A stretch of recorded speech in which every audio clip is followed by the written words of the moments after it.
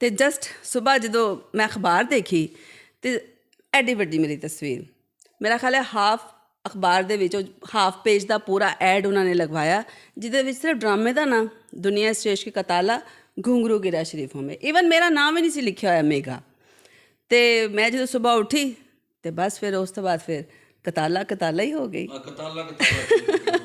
ਤੇ ਤੁਸੀਂ ਦੇਖੋ ਕਿ ਕਿੰਨੀ ਠੇਠ ਪੰਜਾਬੀ ਬੋਲ ਰਹੇ ਨੇ, ਔਰ ਇਹ ਫਖਰ ਹੈ ਪੰਜਾਬੀ ਸਾਡਾ, ਕਿਉਂਕਿ ਸਾਡੇ ਬਾਉਜਾਦ, ਸਾਡੇ ਵਾਲਦੈਨ, ਸਾਡੇ ਮਾਂ-ਬਾਪ, ਔਰ ਅਸੀਂ ਪੰਜਾਬੀਆਂ ਦੇ ਧੀਆਂ ਪੁੱਤਰ ਹਾਂ। ਕੋਈ ਇਰਾਦਾ ਤਾਂ ਨਹੀਂ ਸੀ ਆਉਣ ਦਾ, ਲੇਕਿਨ ਕਹਿੰਦੇ ਨਾ ਕਿ ਅਚਾਨਕ ਤੁਸੀਂ ਕਿਸੇ ਨੂੰ ਗੱਲ ਕਰਦਿਆਂ ਦੇਖੋ ਔਰ ਆਪਣਾ ਮਾਈਂਡ ਮੇਕਅਪ ਕਰ ਲਓ ਕਿ ਨਹੀਂ ਹੁਣ ਤਾਂ ਮੈਂ ਕਰਕੇ ਹੀ ਦਿਖਾਵਾਂਗਾ। ਅਤੇ ਤੁਹਾਨੂੰ ਪਤਾ ਫਿਰ ਜਦੋਂ ਇੱਕ ਬੰਦੇ ਨੇ ਠਾਣ ਲਿੱਤੀ ਹੋਵੇ ਤੇ ਫਿਰ ਗ੍ਰੈਜੂਏਸ਼ਨ ਕੰਪਲੀਟ ਕੀਤੀ ਮੈਂ ਆਪਣੀ, ਅਤੇ ਕੰਪਲੀਟ ਕਰਨ ਤੋਂ ਬਾਅਦ ਮੈਂ CSS ਦੀ ਤਿਆਰੀ ਕਰ ਰਹੀ ਸਾਂ ਅਤੇ ਨਾਲ MA ਇੰਗਲਿਸ਼ ਦੇ ਵਿੱਚ ਮੈਂ ਐਡਮਿਸ਼ਨ ਲਿਆ ਹੋਇਆ ਸੀ।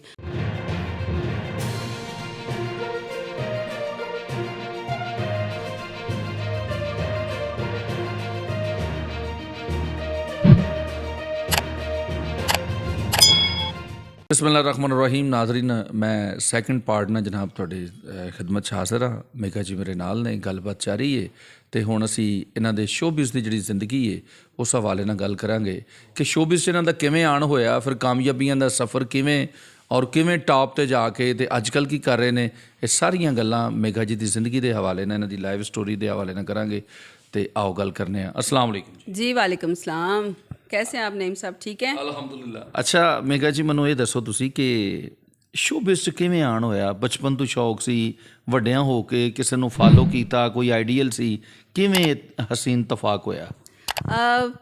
ਕੋਈ ਇਰਾਦਾ ਤਾਂ ਨਹੀਂ ਸੀ ਆਉਣ ਦਾ, ਲੇਕਿਨ ਕਹਿੰਦੇ ਨਾ ਕਿ ਅਚਾਨਕ ਤੁਸੀਂ ਕਿਸੇ ਨੂੰ ਗੱਲ ਕਰਦਿਆਂ ਦੇਖੋ ਔਰ ਆਪਣਾ ਮਾਈਂਡ ਮੇਕਅਪ ਕਰ ਲਓ ਕਿ ਨਹੀਂ ਹੁਣ ਤਾਂ ਮੈਂ ਕਰਕੇ ਹੀ ਦਿਖਾਵਾਂਗਾ। ਅਤੇ ਤੁਹਾਨੂੰ ਪਤਾ ਫਿਰ ਜਦੋਂ ਇੱਕ ਬੰਦੇ ਨੇ ਠਾਣ ਲਿੱਤੀ ਹੋਵੇ ਤੇ ਫਿਰ ਗ੍ਰੈਜੂਏਸ਼ਨ ਕੰਪਲੀਟ ਕੀਤੀ ਮੈਂ ਆਪਣੀ, ਅਤੇ ਕੰਪਲੀਟ ਕਰਨ ਤੋਂ ਬਾਅਦ ਮੈਂ CSS ਦੀ ਤਿਆਰੀ ਕਰ ਰਹੀ ਸਾਂ ਅਤੇ ਨਾਲ MA ਇੰਗਲਿਸ਼ ਦੇ ਵਿੱਚ ਮੈਂ ਐਡਮਿਸ਼ਨ ਲਿਆ ਹੋਇਆ ਸੀ।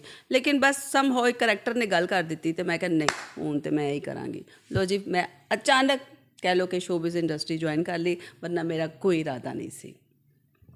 Well done. ਅਤੇ ਸ਼ੌਕ ਹੋ ਗਏ ਹੋ? ਇਹ ਨਹੀਂ, ਮੈਂ ਸ਼ੌਕ ਇਸ ਤੋਂ ਹੋ ਗਿਆ ਕਿ MA ਇੰਗਲਿਸ਼ ਕਰਨ ਵਾਲੀ ਖਤੂਨ ਜਿਹੜੀ ਹੈ ਉਹ ਪੰਜਾਬੀ ਫਿਲਮਾਂ 'ਚ, ਪੰਜਾਬੀ ਡਰਾਮਾ ਜਿਹੜਾ ਹੈ, ਔਰ ਮੈਂ ਤਾਂ ਤੁਹਾਡੀਆਂ ਉਹ ਠੇਠ ਪੰਜਾਬੀ ਜਿਹੜੀ ਇਹ ਗੱਲਾਂ, ਨਾਜ਼ਰੀਨ ਮੈਨੂੰ ਬੜੀ ਖੁਸ਼ੀ ਹੋ ਰਹੀ ਹੈ ਮੇਗਾ ਜੀ ਨਾਲ ਗੱਲ ਕਰਕੇ।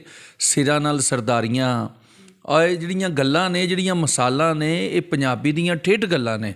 ਅਤੇ ਤੁਸੀਂ ਦੇਖੋ ਕਿ ਕਿੰਨੀ ਠੇਠ ਪੰਜਾਬੀ ਬੋਲ ਰਹੇ ਨੇ, ਔਰ ਇਹ ਫਖਰ ਹੈ ਪੰਜਾਬੀ ਸਾਡਾ, ਕਿਉਂਕਿ ਸਾਡੇ ਬਾਉਜਾਦ, ਸਾਡੇ ਵਾਲਦੈਨ, ਸਾਡੇ ਮਾਂ-ਬਾਪ, ਔਰ ਅਸੀਂ ਪੰਜਾਬੀਆਂ ਦੇ ਧੀਆਂ ਪੁੱਤਰ ਹਾਂ।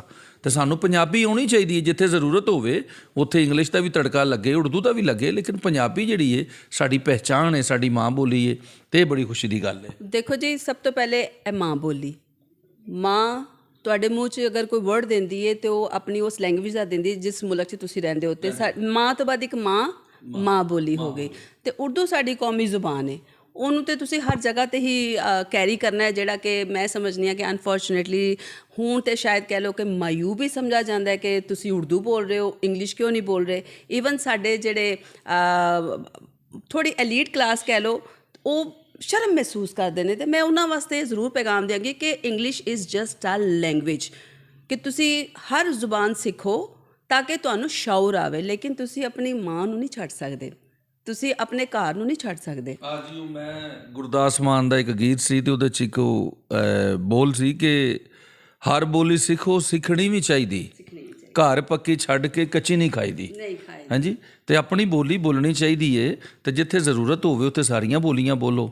ਅੱਗੇ ਚੱਲਦੇ ਹਾਂ ਜੀ। ਖੈਰ, ਤੁਸੀਂ ਲੈਂਗੁਏਜ ਤੁਹਾਡੀ ਤਾਲੀਮ ਦਾ ਹਿੱਸਾ ਹੈ, ਤੁਸੀਂ ਜਿੰਨਾ ਵੀ ਤਾਲੀਮ ਹਾਸਿਲ ਕਰੋਗੇ, ਚਾਹੇ ਉਹ MA ਅਰਬੀ ਕਰ ਲਓ, MA ਫਾਰਸੀ ਕਰ ਲਓ, MA ਇੰਗਲਿਸ਼ ਕਰ ਲਓ, ਜ਼ੁਬਾਨਾਂ ਹੀ ਨੇ ਨਾ, ਲੇਕਿਨ ਇੰਗਲਿਸ਼ ਨੂੰ ਇੱਥੇ ਫਸਾਓ ਨਾ। ਜਦੋਂ ਤੁਹਾਡੀ ਉਹ ਚੀਜ਼ ਇੱਥੇ ਮਾਈਂਡ 'ਚ ਫਸ ਜਾਂਦੀ ਹੈ, ਫਿਰ ਉਹ ਤੁਸੀਂ ਖਰਾਬੀ ਵੱਲ ਚਲੇ ਜਾਂਦੇ ਹੋ।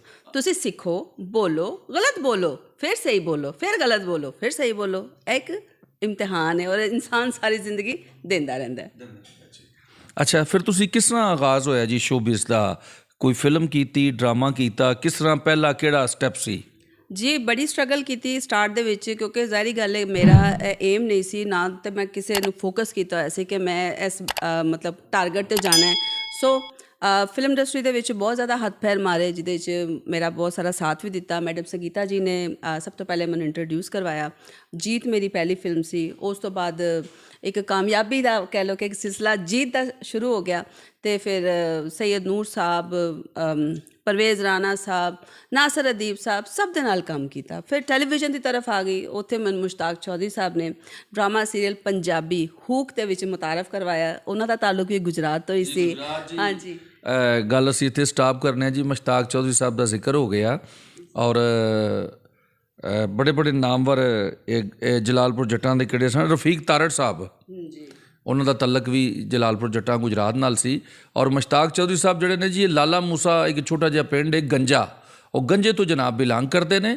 ਔਰ ਬੜੇ ਕਾਮਯਾਬ ਡਰਾਮੇ, ਹਵੇਲੀ ਵੀ ਉਹਨਾਂ ਦੇ ਨਾਂ 'ਤੇ ਬੜਾ ਖੂਬਸੂਰਤ ਡਰਾਮਾ ਹੈ, ਔਰ ਬੜੇ ਬੜੇ ਖੂਬਸੂਰਤ ਡਰਾਮੇ ਸੀਰੀਅਲ ਉਹਨਾਂ ਪੇਸ਼ ਕੀਤੇ ਨੇ ਜੀ। ਜੀ ਬਿਲਕੁਲ। ਔਰ ਉਹਨਾਂ ਨੇ ਇੱਕ ਬੜੀ ਖੂਬਸੂਰਤ ਪੰਜਾਬੀ ਸੀਰੀਅਲ, ਉਹਦੇ ਵਿੱਚ ਮੈਨੂੰ ਮੇਨ ਕਰੈਕਟਰ 'ਤੇ ਉਹਨਾਂ ਨੇ ਇੰਟਰੋਡਿਊਸ ਕਰਵਾਇਆ PTV ਤੋਂ, ਜੋ ਕਿ ਮੈਂ ਸਮਝਦੀ ਹਾਂ ਮੇਰੇ ਵਾਸਤੇ ਬੜੇ ਐਜ਼ਾਜ਼ ਦੀ ਗੱਲ ਹੈ। ਫਿਰ ਉਸ ਤੋਂ ਬਾਅਦ PTV ਨਾਲ ਮੈਂ ਬਹੁਤ ਜ਼ਿਆਦਾ ਕੰਮ ਕੀਤੇ। ਸ਼ਾਹੀ ਚੁਗਤਾਈ ਸਾਹਿਬ ਦਾ ਗੋਲਡਨ ਹਿੱਟਸ ਕੀਤਾ, ਐਨਕ ਵਾਲਾ ਜਿਨ ਪਾਰਟ 2 ਪਰਫਾਰਮ ਕੀਤਾ, ਉਹ 'ਚ ਮੈਂ ਫਿਤਨਾ ਜਾਦੂਗਰਨੀ ਦਾ ਕਰੈਕਟਰ ਉਹ ਪਲੇ ਕੀਤਾ। ਫਿਰ ਅਯੂਬ ਖਾਵਰ ਸਾਹਿਬ ਦਾ ਪ੍ਰੋਗਰਾਮ ਕੀਤਾ। ਮੀਨ ਟੂ ਸੇ ਕਿ ਅੱਛਾ ਖਾਸਾ PTV ਨਾਲ ਵੀ ਕੰਮ ਕਰ ਲਿਆ। ਲੇਕਿਨ ਉਹ ਦਿਲ ਦੇ ਵਿੱਚ ਨਾ ਇੱਕ ਤਸ਼ਨਗੀ, ਉਹ ਕਹਿ ਲਓ ਕਿ ਇੱਕ ਅੰਦਰ ਦੇ ਆਰਟਿਸਟ ਦੀ ਨਾ ਉਹ ਵਿਸ਼ ਪੂਰੀ ਨਹੀਂ ਸੀ ਹੋ ਰਹੀ ਕਿ ਮੈਂ ਕੁਛ ਕਰਨਾ ਹੈ। ਉਹ ਜਿਹੜਾ ਅੰਦਰ ਦੀ ਮੇਰੀ ਤਸ਼ਨਗੀ ਸੀ, ਉਹ ਮੇਰੀ ਕੰਪਲੀਟ ਹੋਈ ਸਟੇਜ 'ਤੇ ਆ ਕੇ, ਸਟੇਜ ਡਰਾਮੇ 'ਤੇ ਆ ਕੇ। ਔਰ ਮੈਨੂੰ ਸਟੇਜ ਦੇ ਵਿੱਚ ਸੈਯਦ ਇਫਜ਼ਾਲ ਅਹਿਮਦ ਸਾਹਿਬ ਨੇ ਪਹਿਲਾ ਡਰਾਮਾ ਘੁੰਗਰੂ ਗਿਰਾ ਸ਼ਰੀਫੋਂ ਮੇਂ, ਉਹਦੇ 'ਚ ਉਹਨਾਂ ਨੇ ਮੈਨੂੰ ਇੰਟਰੋਡਿਊਸ ਕਰਵਾਇਆ।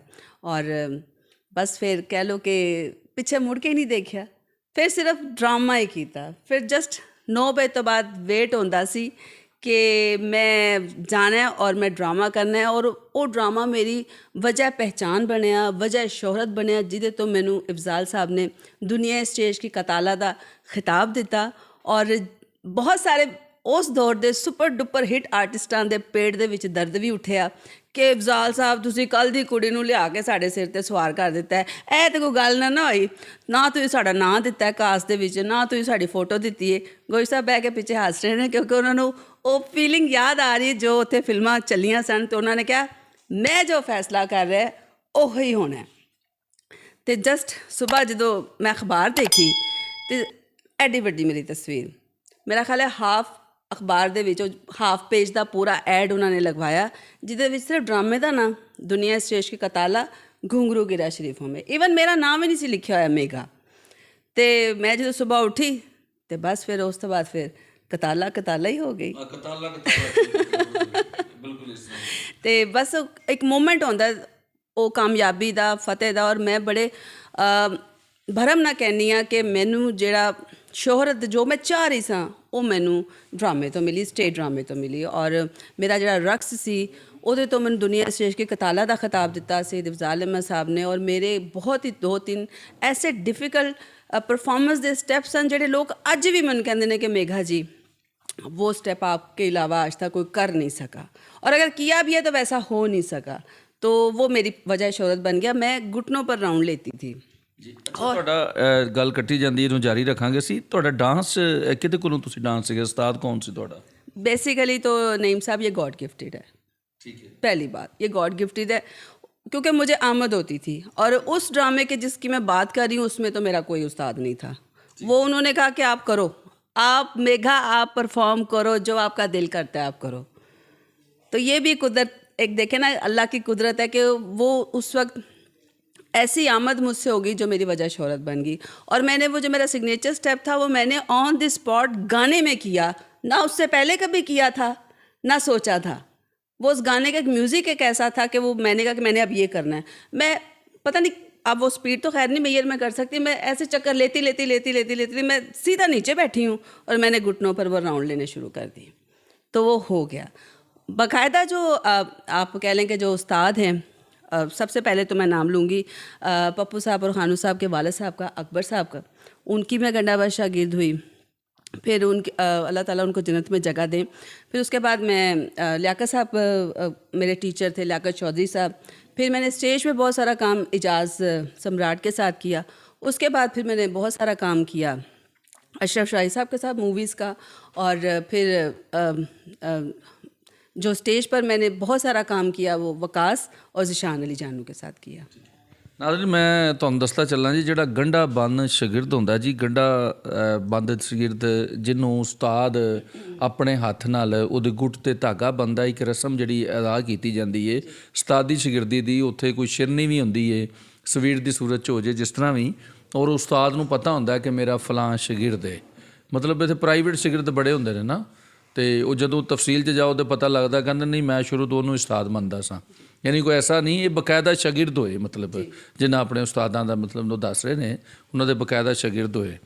ਅੱਛਾ ਜੀ, ਫਿਰ ਤੁਸੀਂ इसलिए कि मेरी वालदा कहती थी कि पुत्र बे उस्तादा कोई ना होवे। बिल्कुल बे उस्तादा ते बे मुर्शदा कोई ना होवे, क्योंकि उन्होंने कदे भाग नहीं लग सकता।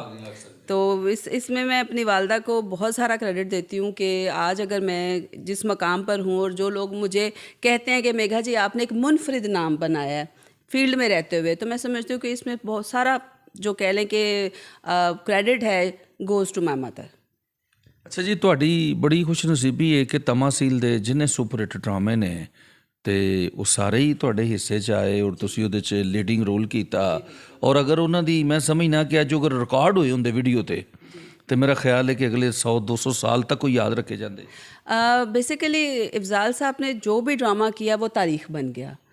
तो मैं कहती हूँ वो बहुत बड़े इंसान थे, वो चीज़ें बहुत जल्दी ना कंसीव कर लेते थे कि ये होगा, और वो जब कहते थे ना होगा तो वो होता था। और उनके ड्रामे एक दो स्पेल के लिए नहीं लगते थे, उनके ड्रामे सालों साल चलते थे।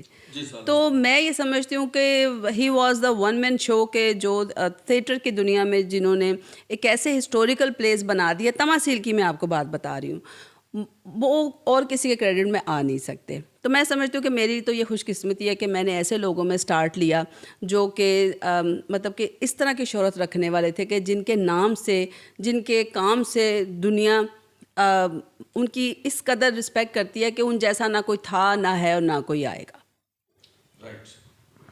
ਨਾਜ਼ਰੀਨ, ਮੇਘਾ ਜੀ ਸਾਡੇ ਨਾਲ ਹੀ ਨੇ। ਅੱਗੇ ਕੁਛ ਗੱਲਾਂ ਇਹਨਾਂ ਦੇ ਅਰੂਜ ਦੇ ਹਵਾਲੇ ਨਾਲ ਔਰ ਕੁਛ ਗੱਲਾਂ ਜਿਹੜੀਆਂ ਨੇ ਇਹਨਾਂ ਦੀ ਜ਼ਿੰਦਗੀ ਜਿਹੜੀ ਹੈ ਅਰੂਜ ਕਮਾ ਕੇ ਫਿਰ ਅੱਜ ਕੱਲ੍ਹ ਇਹ ਕੀ ਕਰ ਰਹੀਆਂ ਨੇ, ਔਰ ਇਹਨਾਂ ਨੇ ਸਟੇਜ ਕਰ ਰਹੀਆਂ ਨੇ ਛੱਡ ਦਿੱਤਾ, ਫਿਲਮ ਕਰ ਰਹੀਆਂ ਨੇ ਛੱਡ ਦਿੱਤਾ। ਆਉਣ ਵਾਲੇ ਦਿਨਾਂ 'ਚ ਕੋਈ ਫਿਲਮ, ਕੋਈ ਟੀਵੀ ਡਰਾਮਾ, ਕੋਈ ਸਟੇਜ, ਉਹ ਕੀ ਹੈ ਅਸੀਂ ਅਗਲੇ ਪਾਰਟ 'ਚ ਗੱਲ ਕਰਨੇ ਆ। ਇਹਦੇ ਨਾਲ ਮੈਂ ਇਜਾਜ਼ਤ ਚਾਹਾਂਗਾ, ਫਿਰ ਇੰਸ਼ਾਅੱਲਾ ਮਿਲਨੇ ਅਗਲੇ ਪਾਰਟ 'ਚ। ਪਾਕਿਸਤਾਨ ਜ਼ਿੰਦਾਬਾਦ।